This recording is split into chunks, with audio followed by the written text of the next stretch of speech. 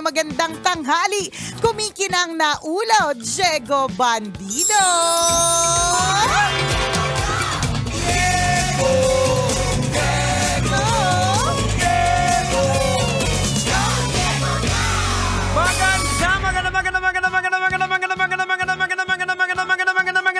Magandang tanghali, kumikinang ina!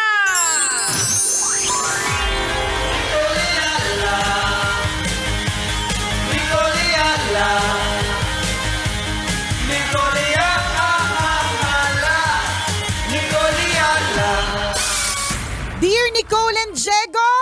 Oy! Papaano po ba maging athletic? Nagtanong ka pa. Tama ba yung tinanungan mo? Bakit kami? Jegs, kanina nga di ba nakadress ako ngayon? Tapos, syempre, hinanda ko na yung high heels ko. Sabi ng asawa ko, bagay dyan, rubber shoes. Okay. Sama ng loob ko, lumabas ako naka-rubber shoes. Kaya naka-rubber shoes ka.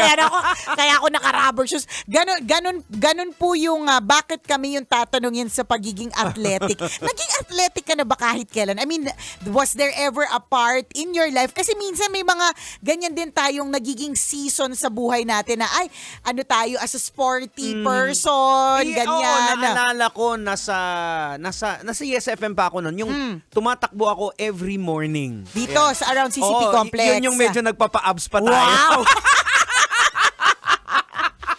O tapos, bakit natigil? Wala. Masarap kasi yung kaldereta eh. Oo, yun. Masarap kasi mag-samgyup. Nag-iiba na kasi yung dynamics, Yan. yung ano mo. Si Maratoni, kakatakbo-takbo yan. Ayan. Darating din panahon. Kakalimutan. O diba, Actually, Nicole Yala nagtutupis din dati. O diba? bakit? Ano nangyari? Two-piece chicken, mas masarap. Bakit? Two-piece na bikini versus two-piece chicken. Doon tayo sa two-piece chicken. Ayan, at least may naging season tayo sa buhay natin na nagawa natin yun. Pero ako, kunyari man, nagkaroon ako ng mga ganyan, talagang alam kong short-lived. Hindi talaga siya nagtagal. There was a time before ng early 2000s na pumupunta pa ako sa sa Ultra. Kasi doon meron talagang field na malaki. So, doon ako tumatakbo. Yes! Yes naman, truly ba yan, Nicole? Grabe, parang sobrang long ago. Tapos mga 2 Saturdays ko lang siyang ginawa. Sabi ko, ano tong pagkukunwaring ito? Hindi, talagang siya lifestyle po siya. I mean, sa totoo lang kung dun sa nagtanong sa amin paano maging athletic, hindi kami yung perfect people to ask. Tapos na po yung season na yun sa buhay namin. Yes. Nagbago po yung dynamics namin. Maaaring siguro iba yung paraan namin of taking care of our health. Though health conscious pa rin din naman kami. Ikaw. Sige na nga, tatry ko na nga maging health conscious. Ang kulay green. Paborito ni Nicole gulay. Pero sa totoo, ang kulay green lang talaga sa akin, damit. Diba?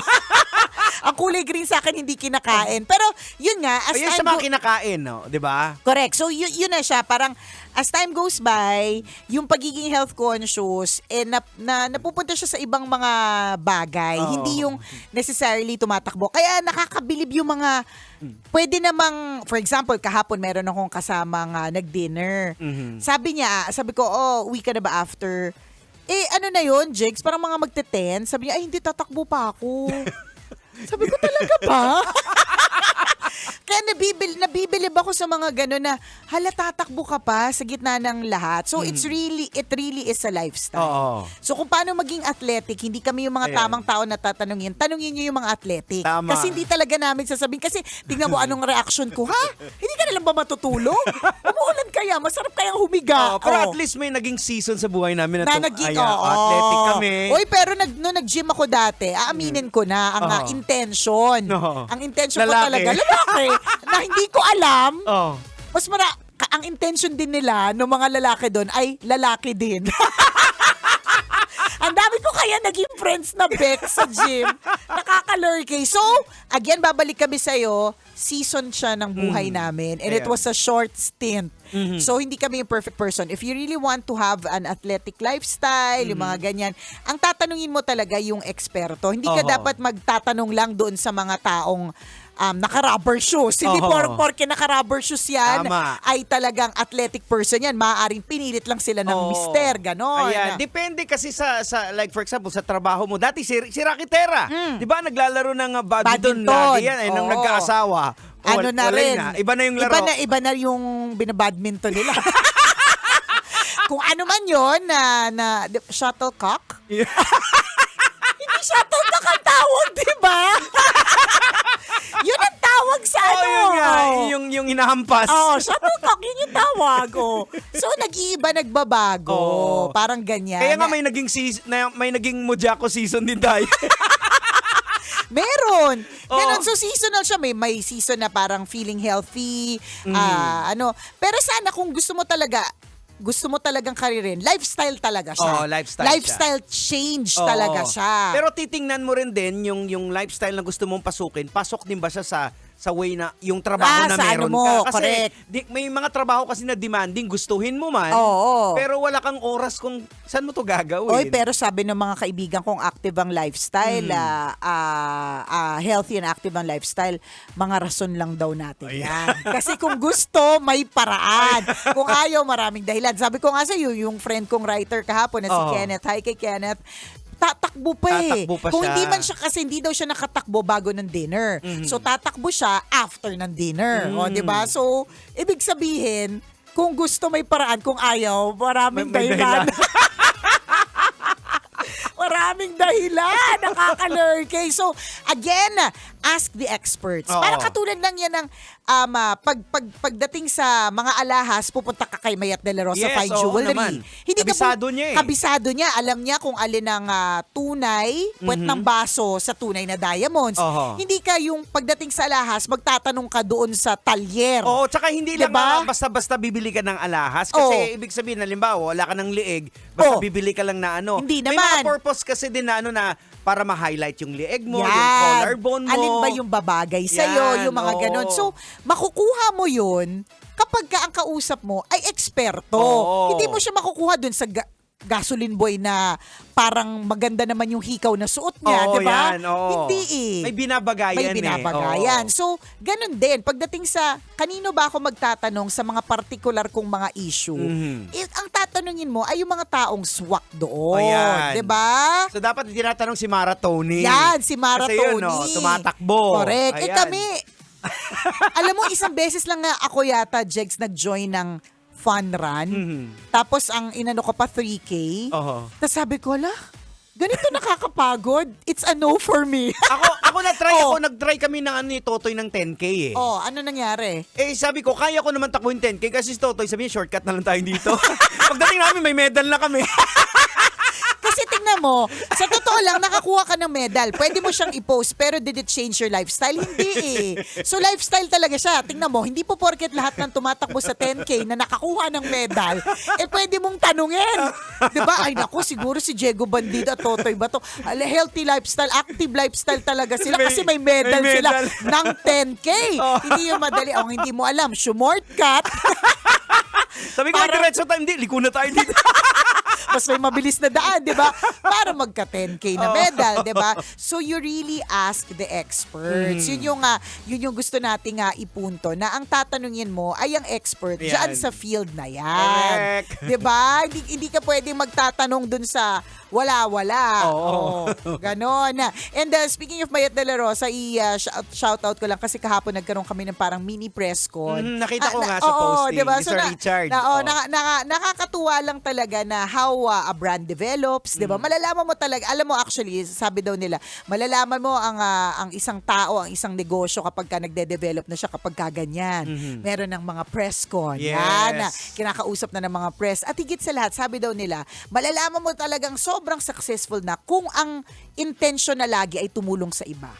Nandun na sila sa level na yun na It's more on giving back. giving rin din. back na Yan. ganon. Kasi isa yan sa mga messages ni Madam Mayat dun sa press na nandun na siya sa part na tutulong na ako sa iba. Oo, yan. yan. Paano ba sila mag-e-evolve? Kasi na-achieve niya na yun. Oo. 'Di ba? At yun eh. Malalaman mo talaga, halimbawa, ikaw, lagi kang birthday party every day, every year. Ganyan. Tapos isang araw, na-realize mo parang, ay, lagi na lang akong gumagastos para sa sarili ko. Para naman sa iba. Yan. Mag-outreach May program mga ako. outreach na, tama. Ganyan. Sa palagay ko, basihan ng success yan. Yes, totoo. Oo, At successful yun ka naman na yung eh. lagi nating sinasabi dito kung may, 'di ba, yung analogy na kung may payong ka na hawak sa kamay, Yes. pamigay mo yung iba para may May, merong uli, may darating. ulit. Oo. Kasi lagi pong ganun eh. Na meron po talagang dumadating kapag ka nagpapamahagi ka. Oo. And ang pagpapamahagi, mga kabisyo, ay hindi po pinapamahagi mo lang ay pera aktual or payong aktual. Oo. 'Di ba? Pwede ka magpamahagi ng oras. 'Di ba? Pwede ka magpamahagi ng oy, wag mo kakalimutan, Jegs. Araw-araw akong kinukulit ng anak ko.